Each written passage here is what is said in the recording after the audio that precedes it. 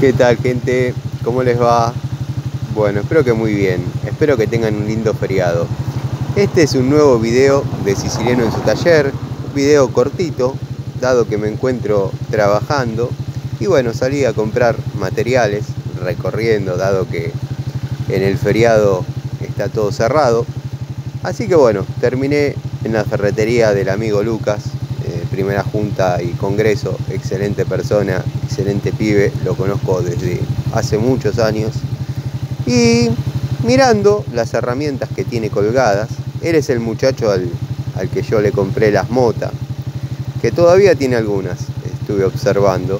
Me compré de regalo del Día del Padre esta pinza de punta chata, obviamente, la estamos viendo hace aproximadamente un minuto, de 6 pulgadas, de la calidad Metz, pero de la antigua Metz, cuando venía con la bandera de Francia en su logotipo.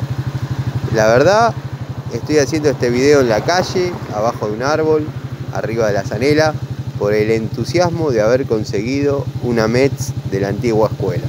Para los amigos que critican a la Metz, la verdad, estas a mí me han dado un resultado óptimo en lo que es promedio, calidad y precio, dado que bueno, para óptimo, ya saben, compren Baco, Knipex, Channellock, otro tipo de herramientas.